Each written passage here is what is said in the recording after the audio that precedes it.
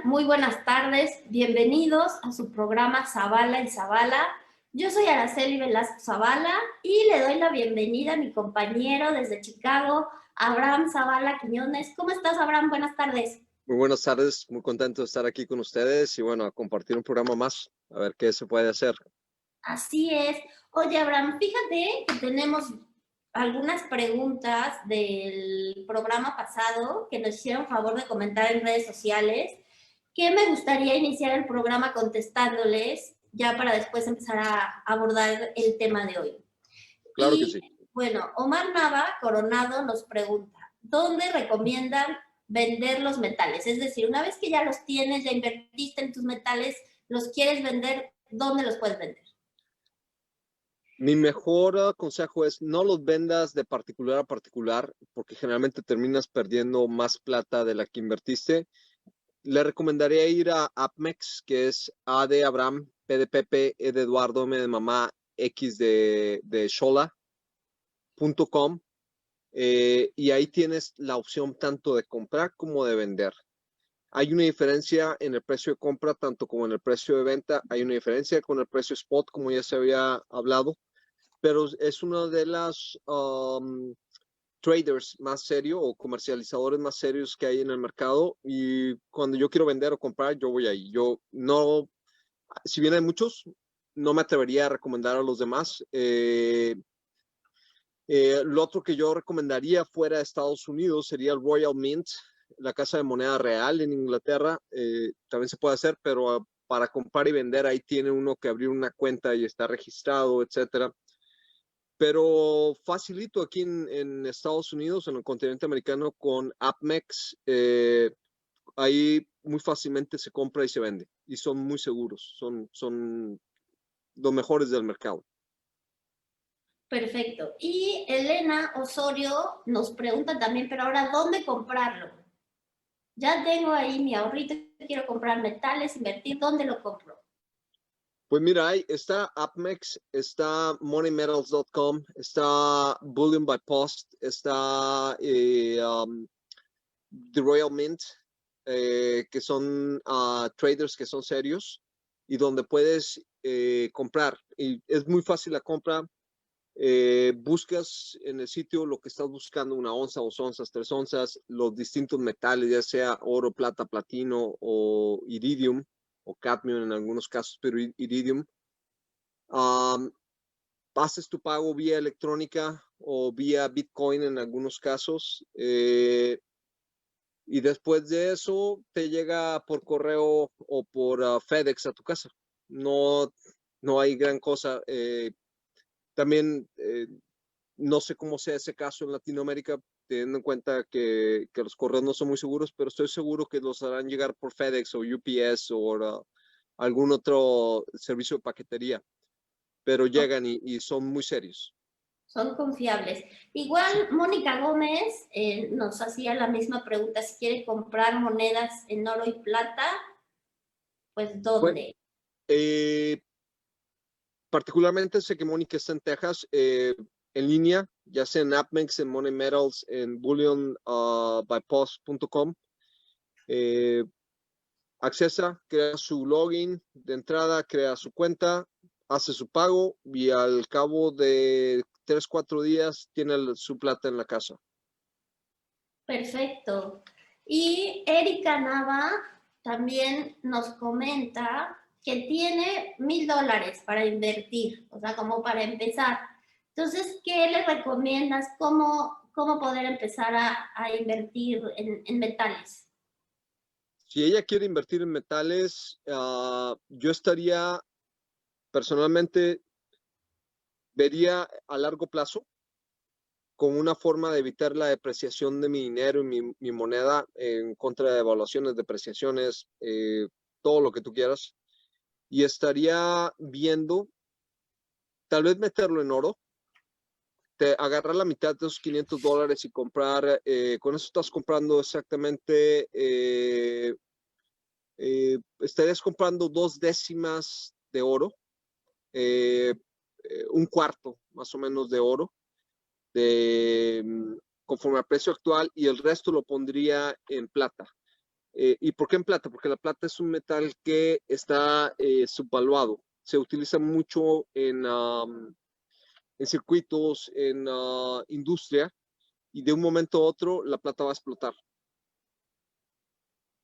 Ok, entonces pues esas son tus consejos para obtener una buena inversión de mil Así es. dólares. Y bueno, fue lo que estuvimos platicando en el programa pasado, que al final también recomendábamos empezar a tener un ahorro, dejar como de gastar en deseos, en cosas que no son necesarias, y a partir de ahí empezar a invertirlo. Entonces, el tema de hoy es, bueno, ya estoy empezando a ahorrar, pero ¿cómo puedo empezar a ahorrar de manera más inteligente? De manera que tenga un rendimiento, que pueda obtener mayores beneficios. Entonces, si podrías como empezar a ponernos en contexto, Abraham, sobre cómo entender toda la situación del ahorro inteligente.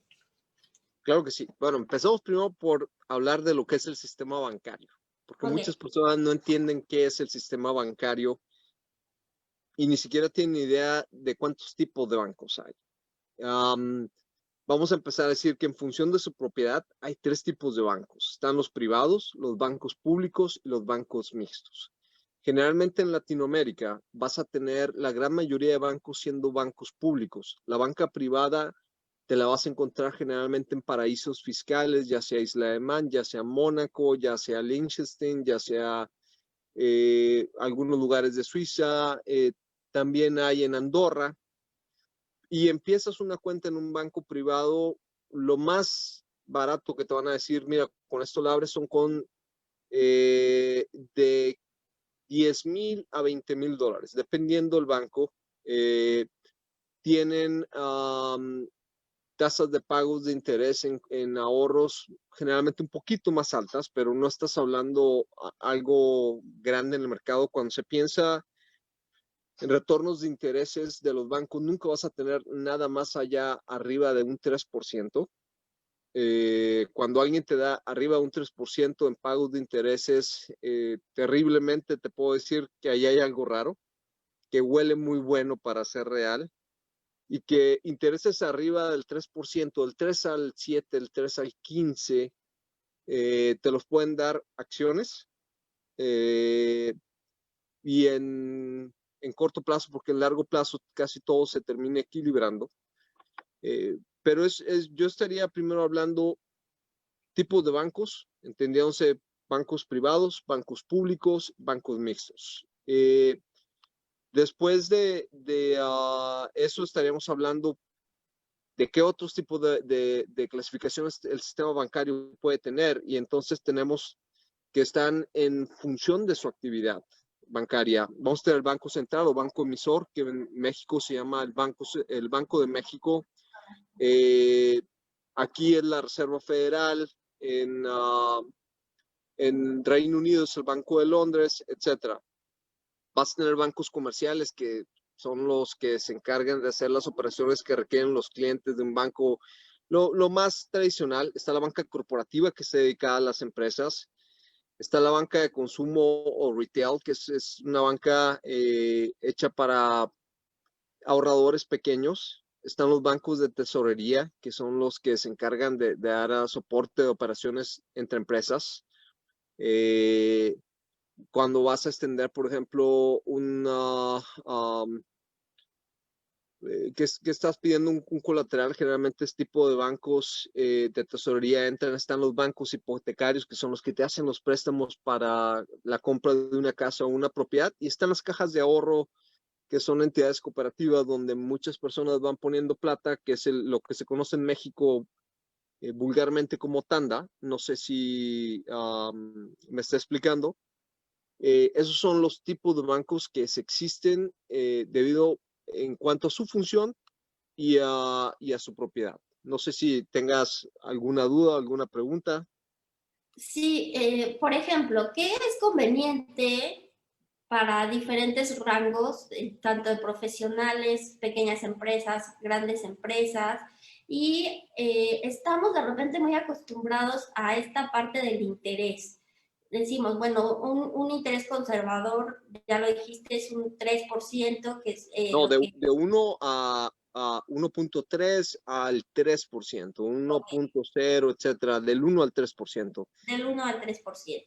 Y de repente te ofrecen una gran inversión donde puedes hacer a lo mejor en conjunto con determinadas valores, situaciones y o un portafolio o etcétera, con la finalidad de que obtengas un mayor interés. Que eso decías, bueno, ahí puede ser que no sea como tan confiable. Cuando te están ofreciendo, por ejemplo, hay portafolios de inversión que te pueden dar muy buen rendimiento, pero hay que estar claros que ese portafolio de inversión va a tener acciones, va a tener metales, vas a tener puesto en futuros de petróleo y vas a tener también inversiones oh my God, I'm about to start speaking in English, um, en bienes de consumo, ya sea trigo, ya sea en los futuros de bienes de consumo, como puede ser trigo, la leche, la avena. Por ejemplo, no sé si sepas que aquí en Chicago se colocan los precios mundiales del trigo, de la avena, de la naranja. Creo que he compartido fotografías donde tengo el World Trade of Exchange, que es precisamente donde se manejan los precios mundiales de los commodities o esos bienes de consumos, y son esos tipos de portafolios los que realmente te van a dar un buen retorno de inversión. Pero si te van a querer vender que metes plata a una cuenta o dinero a una cuenta y esa cuenta te va a dar un retorno de inversión, no es cierto, porque los bancos no te van a pagar más de lo que ellos estén pagando por el costo del dinero con el Banco Central. Generalmente ellos lo que van a hacer es venderte un bono de tesorería, un bono del tesoro, el cual va a pagarte un interés que puede ser fijo o puede ser variable dependiendo cómo esté yendo la economía. Y por ejemplo, ahorita un bono del tesoro puede estar en cero aquí en los Estados Unidos. No te va a pagar gran cosa porque están tied up, están unidos a cómo sea el performance de la economía. Ok, entonces es como muy importante entender que si queremos tener altos rendimientos necesitamos generar un portafolio con diferentes cosas, totalmente diversificado y solo así, obviamente, con un buen consultor y ver qué tipo de banca también es la que nos conviene para poder llevar a cabo este tipo de inversiones. Si solo queremos ahorrar, bueno, ya sabemos que vamos a tener entre 1 y 3% de interés como retorno de inversión y que, bueno, también de ahí, qué tipo de banco nos puede funcionar, ¿no? Para una economía personal, para una economía más profesional, para empresas, porque pues al final del día la inversión y el manejo del ahorro es distinto. Entonces, ¿tú qué puedes recomendar en todos esos niveles? Mira, hay algo que me faltó mencionar que es muy importante de decir. Cuando se está haciendo las inversiones que son riesgosas son las que más pagan interés, pero también son las que puedes quedar sin nada. Entonces te puede venir tu asesor financiero y decirte, mira, puedes invertir en tal industria o en tal sector industrial que paga tal retorno de inversión a tanto tiempo, pero cabe la posibilidad de que te quedes sin nada también. O de que te dicen, puedes invertir en mercados emergentes, generalmente son países del tercer mundo, y de la noche a la mañana si ocurre una revolución o si hay un cambio de poder, te quedas sin nada. O mismo el día de ayer, por ejemplo, estaba hablando con uno de mis amigos muy cercanos, él invierte en criptomonedas y él me comentaba que había invertido y que había movido sus monedas a un servidor, sus criptomonedas a un servidor, y había invertido una cantidad, tenía como $30,000. y el que creó el servidor a través de un backdoor, que generalmente siempre se hacen todas las soluciones, robó todo y desapareció el servidor. Entonces tienes siempre que tener mucho cuidado y estar muy claro en saber que a mayor riesgo hay un mayor pago de interés, pero tienes que estar dispuesto a jugártela. Yo no, personalmente yo soy muy conservador a la hora de invertir. Yo no voy por instrumentos de alto riesgo porque yo veo a largo plazo. Entonces prefiero algo que me produzca de manera segura en un interés, pon tu 5% a lo máximo en algún instrumento bancario, pero que sé que lo voy a tener a 10 años. Están a 3 años, 5 años, 10 años, 20 años, 30 años, 50 años los bonos que da el gobierno. Entonces, siempre todo va a depender en cuál sea tu estrategia de el tiempo en que necesites tener acceso a tu dinero. Porque, por ejemplo, si yo invertí en un bono o en una acción o en un fondo de retiro y quiero cambiarlo de golpe, antes de que llegue a su madurez, voy a perder dinero, porque me van a cobrar una penalización. El dinero sigue estando ahí y esa penalización puede ser muy alta en algunos casos. Ok. Y ahora, en cuanto a la banca, ¿qué tipo de banca puedo buscar para empezar a ahorrar? Es muy simple, dependiendo cuánto tengas para poder ahorrar. Si tienes $10,000 o más, yo siempre recomiendo, mira, entre $10,000 a $20,000 que tú quieras poner a un lado. Hay demasiados bancos privados, tanto aquí como en los países que mencioné que son paraísos fiscales. Generalmente recomendaría ir a un lugar que sea un paraíso fiscal, poner plata en Isla de Man, poner plata en Andorra, en donde haya secreto bancario, y ir muy de la mano con mi contador y con mi abogado, porque si no, luego las autoridades hacendatarias van por ti y puedes terminar en la cárcel o pagando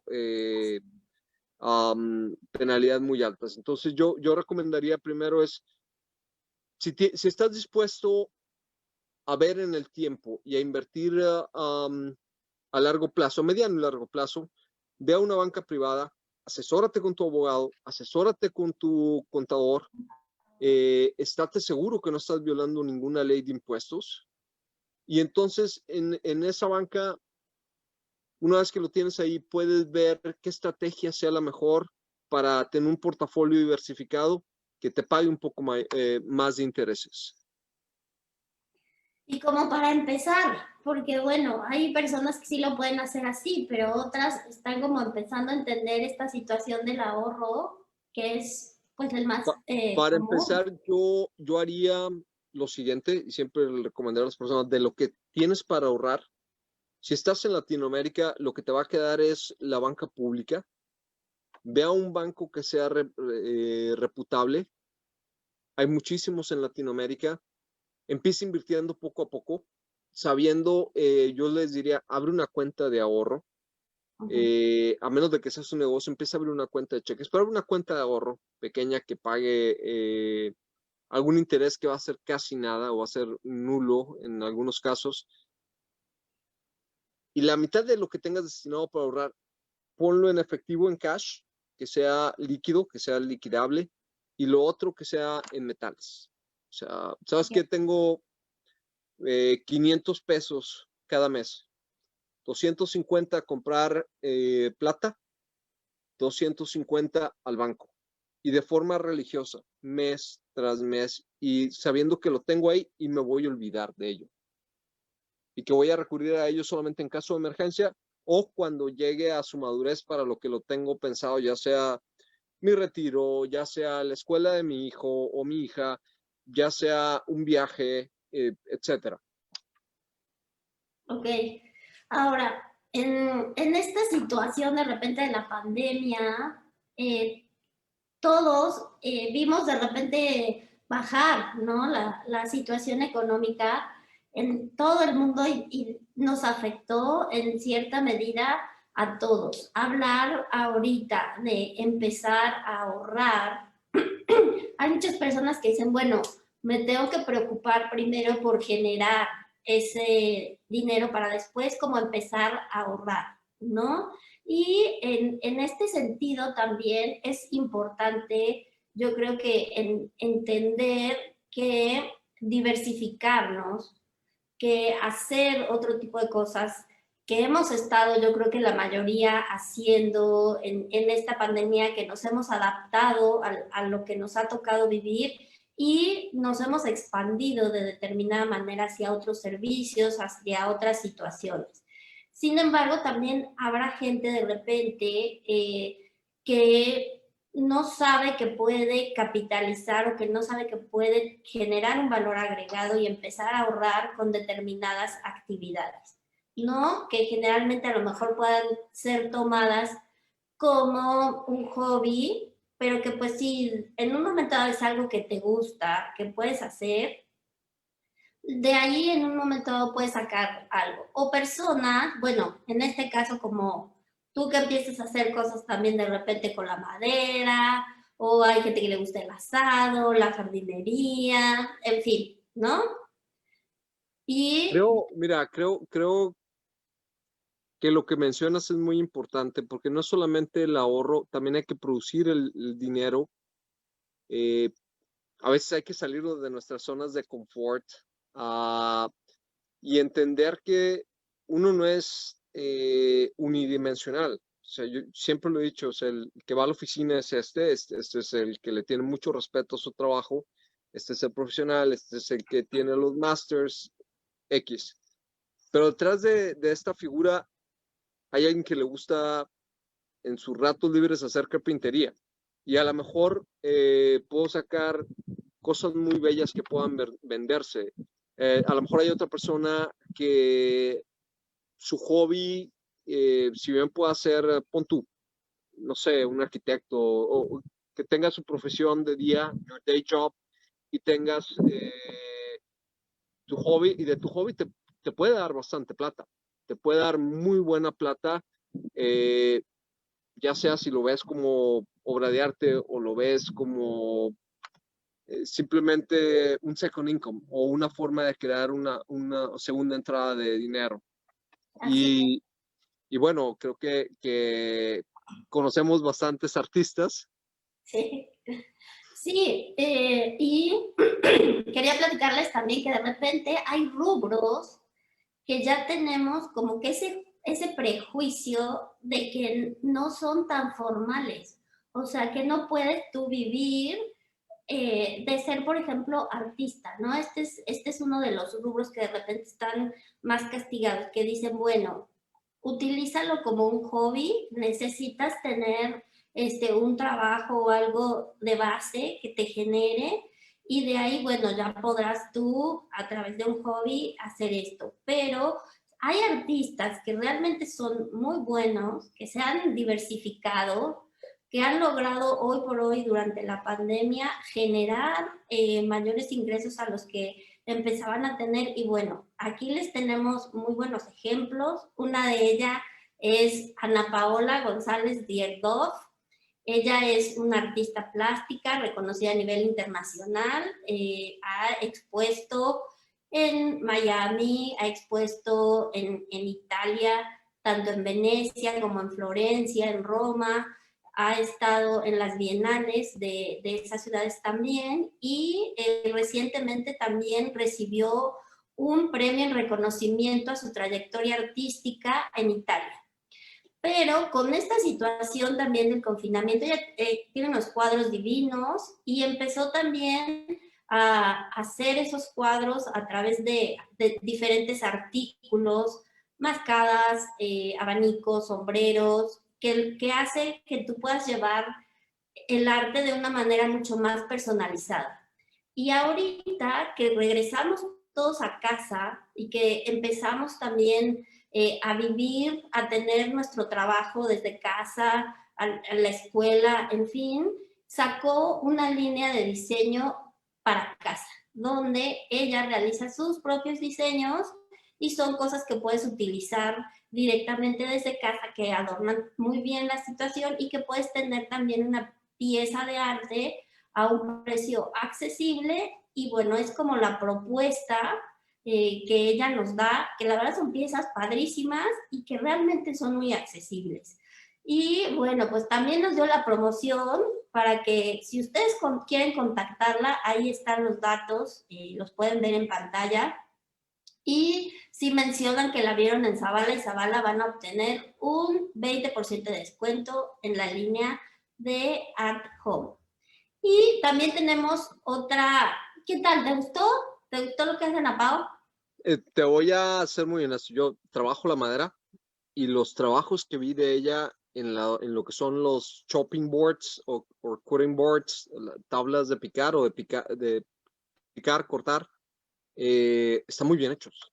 Yo la verdad es que me quito el sombrero. El manejo de la madera que vi fue un manejo respetuoso de la misma, un manejo noble, un manejo bello, y en broma creo que te llegué a comentar.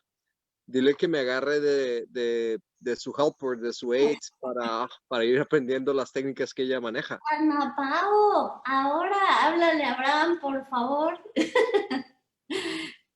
Sí, la verdad es que está todo súper lindo y como te decía, es algo donde tú ya puedes llevar el arte a tu día a día, a tu trabajo, y también ella genera a partir de ahí un ingreso más que con eso el día de mañana, bueno, puede generar también un ahorro y un retorno de inversión a través de determinados intereses. Otra que la verdad es que soy fan, me encanta, que es Yoshi Design. Ella es artista también y se dedica a hacer joyería. Tiene unos diseños de verdad divinos y me encanta porque toda su joyería siempre tiene un significado muy específico. Y bueno, ahorita también en la pandemia, independientemente de vender su joyería de línea, empezó a hacer también intercambios de algunos servicios y algunas cosas. Y como estaba trabajando igual desde casa, toda la situación de lo que ella necesitaba también para trabajar los metales, piedras, empezó a recibir piedras y a hacer anillos. Incluso sacó una colección que se llama Colibrí, bajo pedido, que son de los que yo traigo ahorita porque me encantan, te los enseño. Y bueno, a partir de ahí ella también ha generado diseños más personalizados y trabajando incluso también desde casa, que tiene su tienda en línea y que también su línea de diseño se vende en el MUAC. Y bueno, también nos dio descuento, 15% de descuento en toda su joyería de línea. ¿Cómo ves? ¿Puedo mencionar algo? Claro. El anillo que traes, Ajá. por la parte inferior, tiene un colibrí que se ve precioso. O sea, cuando lo enseñas a la cámara es bello, y los trabajos en metal que ella hace son finos, tiene el minimalismo oriental, tiene una forma de combinar su herencia oriental con su herencia hispana de una forma muy bella. He visto el trabajo, es un trabajo también fino, delicado, respetuoso de sus culturas y sus herencias. Eh, es un trabajo que es noble, que cuando yo lo vi, el anillo, y que vi por abajo el colibrí, porque no está encima, es una forma muy bonita de mostrar lo que ella es sin ponerlo on your face. Es bello, es simple, es elegante, Es muy sutil, la verdad es que es excelente y yo le digo que hasta sus piezas de repente son poderosas porque todo el significado y la dedicación, la filosofía, ese match que hace entre sus culturas, cuando tú te lo pones, de verdad sientes una vibra increíble. Y bueno, pues Yoshi nos regaló también 15% de descuento en su línea de joyería. y háblele, por favor. Bueno, la idea aquí era obviamente cómo desde donde estamos, desde lo que nos ha tocado vivir, desde lo que podemos hacer, empezar a diversificarnos para poder así generar mejores ingresos y continuar con esta parte del ahorro. Vale la pena también aclarar que el mercado de arte es un mercado muy bien pagado, muy bien cotizado, que una muy buena obra de arte no solamente es vendible a manera local. Yo he pedido cosas con personas que están en otros lugares del mundo porque el arte, el arte lo vale, el arte también se puede ver como una inversión, pero yo personalmente no lo tiendo a ver como una inversión, lo tiendo a ver más como eh, un aspecto donde descansa mi alma. Hay pinturas que las veo y me dan una paz, me dan momentos solaz, me llevan a otro lugar. Eh, y vuelvo a decir, es un excelente ejemplo de la diversificación que han hecho profesionistas y en un mercado muy bien pagado y que en estos momentos de crisis es algo que se puede explorar. Así es. Entonces, pues bueno, de ahí, porque luego decimos, ay, sí, qué padre, hablan de ahorro, de dinero y de dónde, si ahorita estamos en plena crisis, bueno, hay que empezar también a salir de la zona de confort, hay que ver cuáles son nuestras opciones, hay que diversificar también para obtener otro tipo de ingresos de diferentes fuentes y bueno, aquí hay un claro ejemplo de cómo un mercado del arte que de repente es muy valioso, pero también dicen, ¿qué voy a hacer si un artista de repente no vende o no vive como artista o es como ese tipo de juicios o de creencias que por momentos tenemos, pero que ya vimos estos ejemplos muy claros de Ana Pao y de Yoshi que sí lo hacen, así es que vamos todos a echarle ganas a diversificarnos para obtener otro tipo de ingresos de diferentes fuentes y así poder también ahorrar. Y bueno, hablando ya más en el tema de los intereses, Abraham, ya tenemos como nuestra inversión, ya fuimos al banco que mejor consideramos que es el mejor para nosotros, abrimos nuestra cuenta de ahorros, etcétera. ¿Y cómo entendemos el manejo de los intereses? Bueno, tendríamos que empezar otra vez de nuevo a distinguir qué tipos de intereses tenemos. Los intereses los podemos tener fijos, los podemos tener intereses variables, intereses con un porcentaje de tasa anual, un interés simple, un interés compuesto. Eh, Sería muy bonito que la gente cuando vaya a abrir su cuenta en el banco siempre pregunte qué tipo de interés es el que va a recibir en esa cuenta, si es que recibe, pero también es muy importante saberlo cuando vas a hacer un préstamo. Porque, por ejemplo, vas a hacer un préstamo hipotecario para la compra de tu primera casa y si no sabes el tipo de interés que tienes, te puedes estar metiendo en la boca de los leones. Eh, y bueno, vamos a empezar a pelar la cebolla, como yo lo digo. Eh, el interés fijo es un interés que es una tasa específica que se vincula a una línea de crédito y bueno, tiene que devolverse en un tiempo que esté acordado, pero es un interés que, por ejemplo, no sé, lo pones al 2%, 3%, no va a variar, no va a cambiar. Eso es lo que vas a retornar al final de el tiempo establecido del préstamo. Cuando tienes intereses variables, estos pueden cambiar y pueden estar atados a cómo vaya la economía o cómo vaya un bono.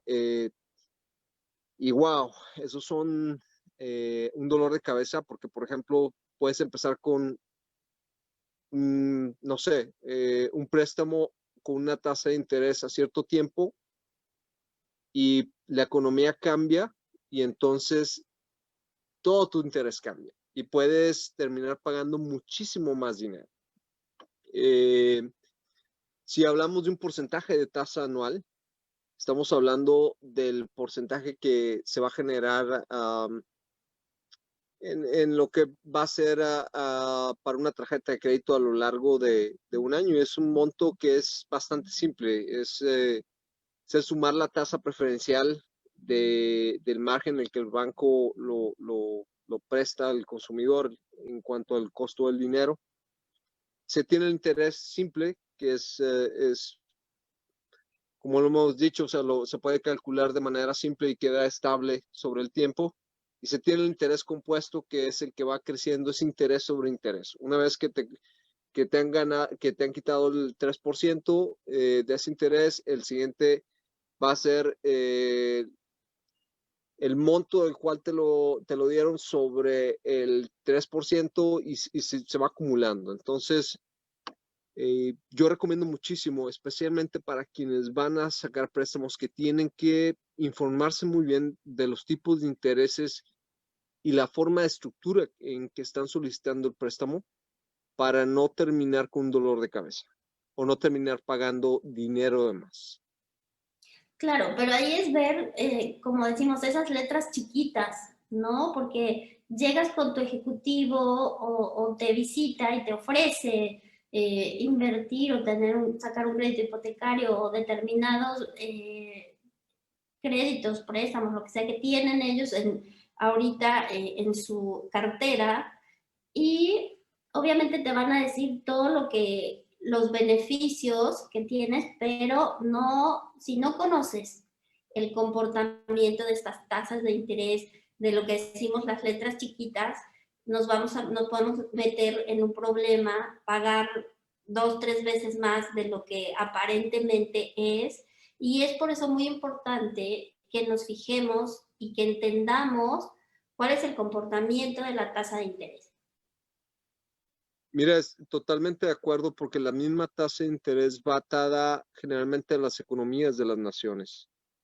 Generalmente los países con economías no sólidas tienden a tener tasas de intereses bastante altas, en algunos casos hasta leoninas, porque no hay una confianza en la economía y entonces el costo del dinero tiende a ser mucho más alto. Eh, yo he visto casos donde cuando se hace todo el cálculo, te das cuenta que si escoges, por ejemplo, un préstamo a un interés variable, terminas pagando hasta 2 veces y media más la cantidad que te prestaron. Y eso fue una debacle terrible aquí en el 2006, 2008, cuando hubo la crisis hipotecaria aquí en los Estados Unidos, porque muchos de los préstamos y los colaterales de los préstamos estaban basados en intereses variables. Y fue un dolor de cabeza para muchas personas. Muchas personas quedaron sin casa, muchas personas quedaron sin trabajo, porque de repente tenían que pagar y pagar y pagar y pagar, y lo único que crecía era la deuda que tenían, y por más que sean un pago, no bajaban el principal. Sí. Y bueno, de los que gracias por estarnos viendo, escuchando, y nos preguntan también, Lupis Ramírez nos dice, ¿debemos confiar en los bancos? Mira, generalmente los bancos, cuando son instituciones serias, y pensando en el tercer mundo, en un país de tercer mundo o en una economía subdesarrollada, generalmente puedes confiar en ellos.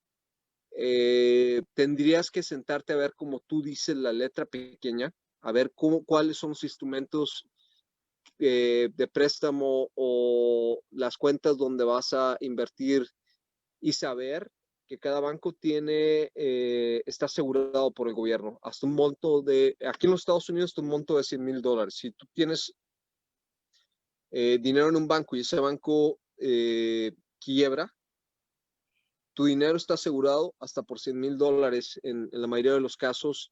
Entonces, sí son confiables. Ojo, y entiéndase por banco la institución bancaria per se, y no la tanda, no las sociedades de ahorro, sino lo que se entiende legalmente como sociedad bancaria en el marco legal de ese país. Claro, y yo creo que va de la mano con lo que habíamos comentado de conocer nosotros mismos el comportamiento de los instrumentos en los que vamos a invertir, en los que vamos a ahorrar y conocer esas letras chiquitas, porque si solamente nos vamos con lo que nos dice nuestro ejecutivo, con lo que el banco, entre comillas, nos promete, o sea, estamos muy acostumbrados a...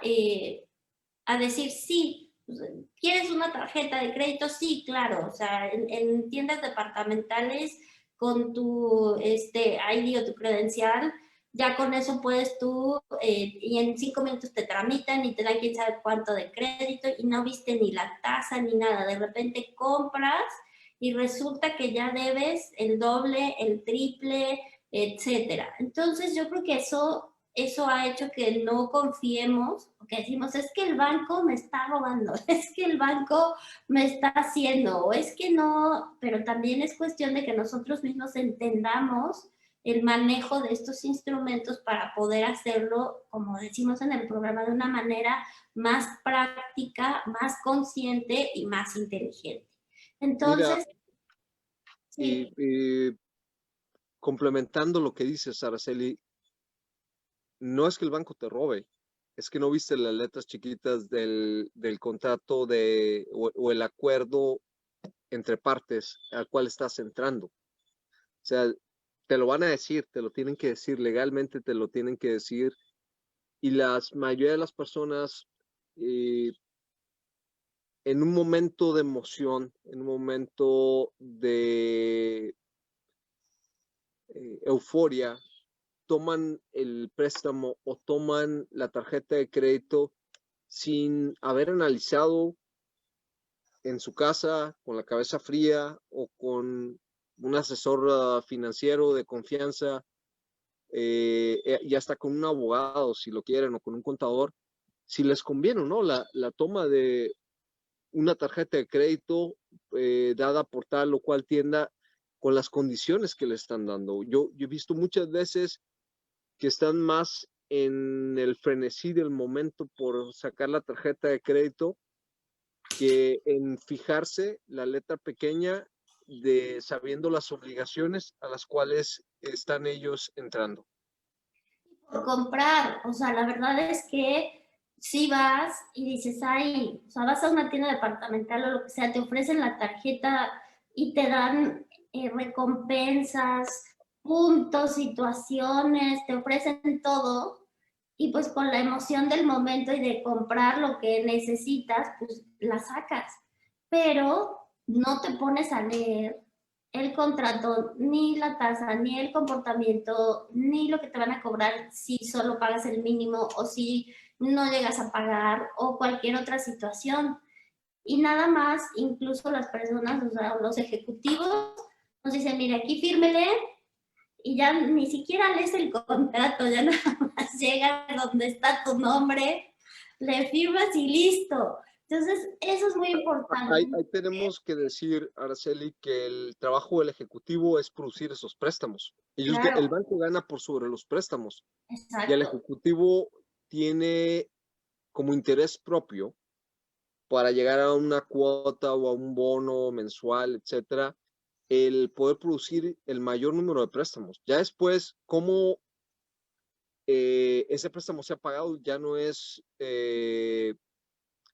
pues, ya no es de interés del ejecutivo. Claro, ya será Dado caso otro. que no se ha pagado, te enfrentas a la parte legal del banco que tienden a ser abogados muy fuertes. No, hay muchos que ya ni siquiera son necesariamente del banco. El banco ya tiene un outsourcing, otro tipo de firmas, que son las que directamente están presionando o haciendo sus acciones para que tú ya te pongas a pagar. Pero entonces es importante, Lupita, entender que es necesario leer el contrato y entenderlo. Y si tienes cualquier duda acerca de cuánto vas a pagar exactamente, cuál es la tasa de interés, todas las dudas que tengas, hacérselas saber al ejecutivo para que entonces lo que firmes estés segura que entiendes perfectamente lo que estás firmando y a lo que te estás comprometiendo. Y ya y de llevarte ahí, el ¿qué papel a tu pasa? casa y consultarlo con la almohada. O sea, no tienes que firmar en ese momento. La compra no tiene que ocurrir en ese momento. La tarjeta no la tienes que sacar en ese momento. Eh, no hacerlo en, en un momento donde no tengamos la cabeza fría. De impromptu no, son cosas que hay que ponderar y meditarse. Lupix, por favor, o sea, los bancos sí puedes confiar en ellos, pero lo que tienes que hacer muy claramente es revisar las obligaciones en las cuales estás entrando, porque son obligaciones contractuales. Y también nos preguntan, en México hay instituciones que dan hasta un 4.5 de interés, pero yo creo que esas son de las que decíamos, ¿no? Mira, a menos de que sea un banco que sea con, no sé, los bancos de siempre y sabiendo cuáles son los riesgos de ese instrumento de inversión donde vas a colocar tu dinero para que te dé un retorno de un 4 o un 4.5%, eh, es muy alto para, para que fuera cierto. O sea, entiendo que los mercados emergentes tienden a pagar eh, intereses más altos, pero yo ahí me sentiría a revisar junto con mi contador qué tanto esto es cierto y analizando la luz de la economía mundial, porque a lo mejor me están ofreciendo esto sobre un instrumento financiero que el día de mañana puede desaparecer o que conlleva muchos riesgos. Entonces, eh, hay que tomarlo con un granito de sal, hay que hacer el análisis. Puede existir, claro que puede existir, pero eh, tienes que analizarlo, porque cuando suena muy bueno para ser cierto, generalmente te están vendiendo un limón. No, y ha habido muchos casos también de instituciones que han hecho fraudes y que, como tú dices, de repente se desaparecen y se desaparecen con los ahorros de las personas, con los ahorros que tenían para su retiro, con los ahorros a lo mejor para los estudios de los hijos, con otro tipo de situaciones.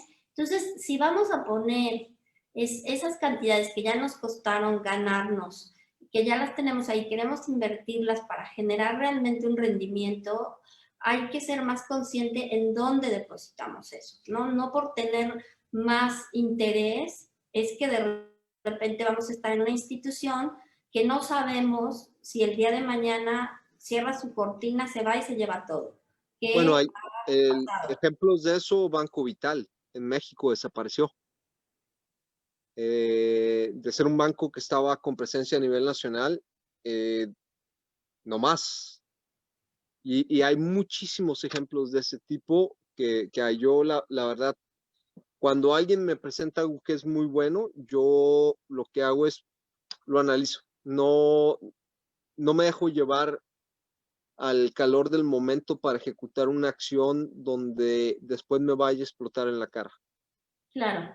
Entonces eso es también muy importante porque nosotros somos dados a que nos recomiendan, ya sea el amigo, el vecino, en una reunión donde sea, y yo hice esto, me está yendo muy bien, estoy haciendo esto otro, y con esa confianza que nos da el que una persona cercana nos dé su opinión acerca de algo, ahí de repente ahí vamos a, pues voy a ir a investigar, voy a ver, y ahí vamos todos en el mismo coche sin estar plenamente conscientes de lo que estamos firmando o de lo que nos estamos comprometiendo y dónde lo hacemos.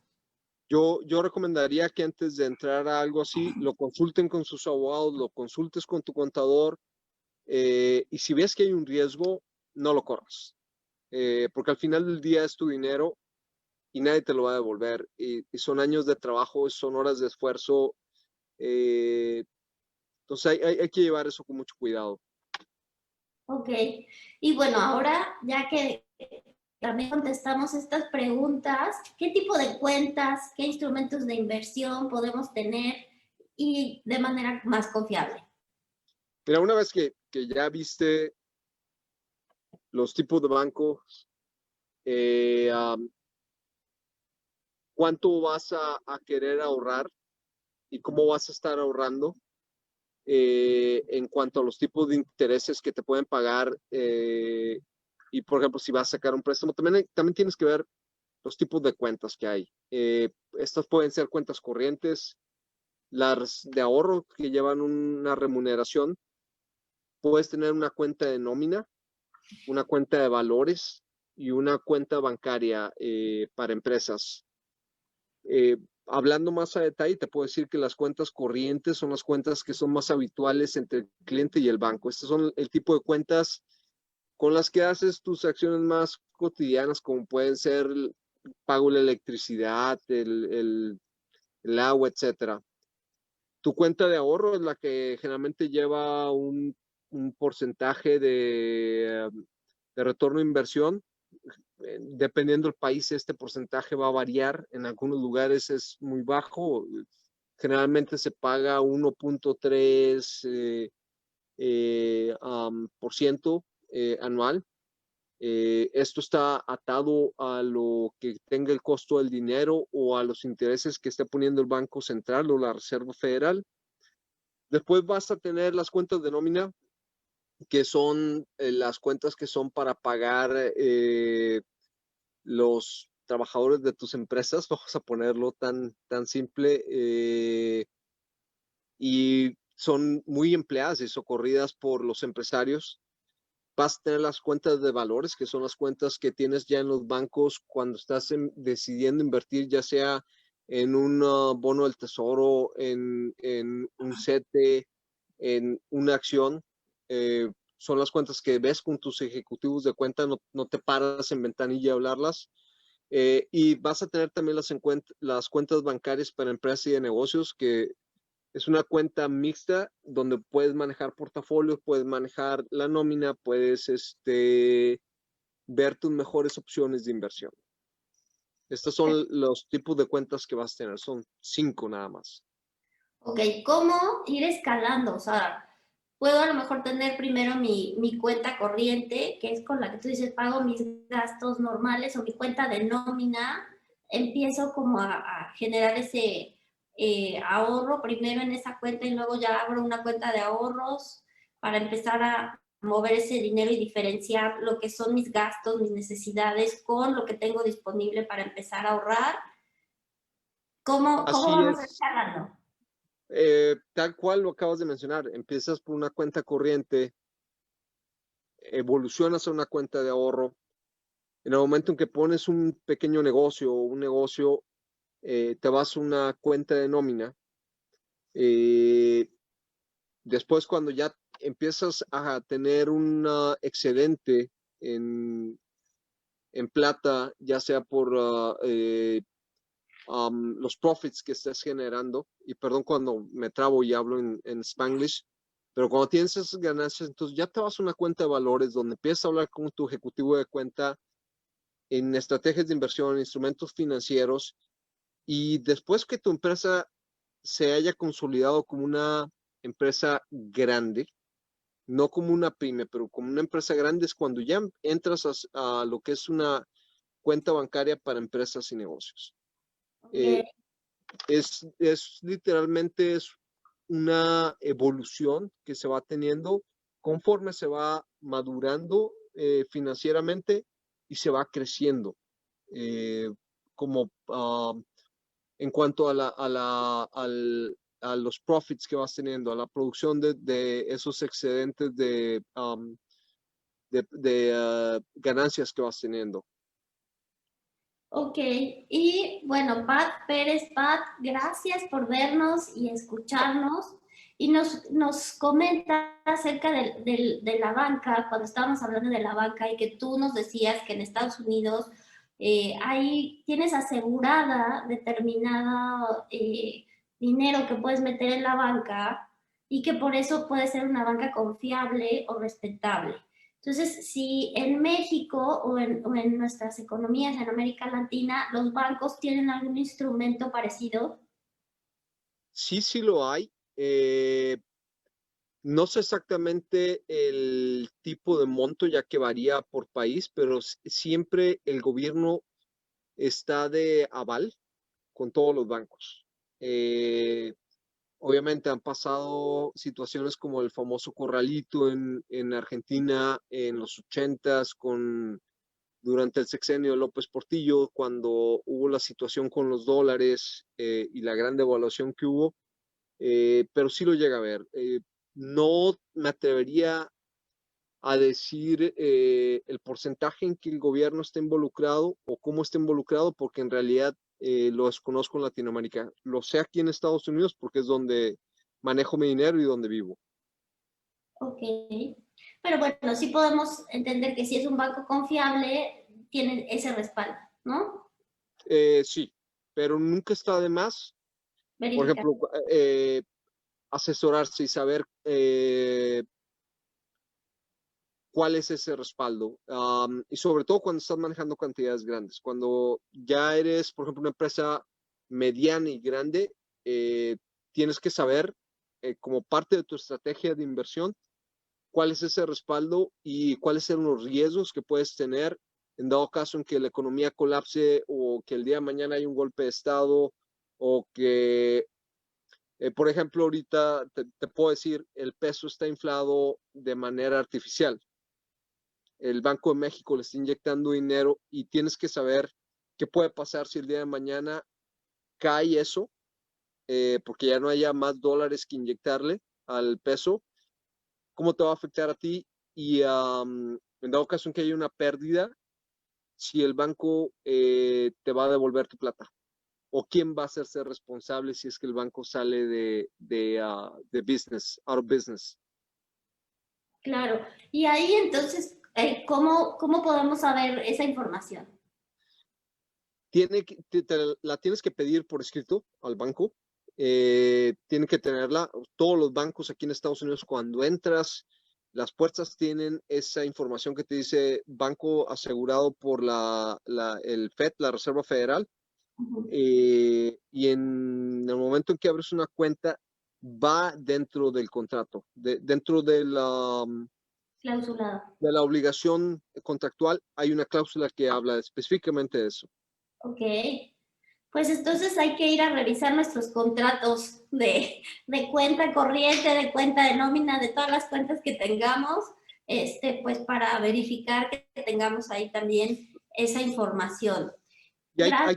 hay que leerlo, porque muchas de las situaciones en las cuales nos podemos ver derivan de que no hemos leído la letra chiquita de las obligaciones contractuales que estamos contrayendo al firmar algo. Y si no se desea, bueno, se puede contratar un abogado especialista en finanzas o un fiscalista que te ayude. O sea, no lo quieres hacer, bienvenido, pero para eso hay gente que te puede ayudar. Te van a cobrar. Pues sí, pero vas a tener ya también algo más seguro, ¿no? Y a lo mejor te pueden orientar sobre cómo invertir mejor. Y bueno, también en América Latina, hablando de los tipos de cuenta, ahorita lo que estamos viviendo es centrarnos en economías de emprendedores, pequeñas y medianas empresas, para reactivar, para retomar, después de la pandemia se abre otra vez un poco la salida a determinados lugares y entonces empezamos con pequeñas y medianas empresas y en algunos casos emprendedores. Entonces ahí, ¿qué tipo de cuentas nos recomiendas para empezar a generar esos ahorros inteligentes y ese retorno de inversión en cuanto al interés? Yo estaría hablando de cuentas de nómina y cuentas de valores. Ok. Y también tienes que ver si tu institución bancaria las ofrece. No todas las instituciones bancarias ofrecen todas las opciones de cuentas.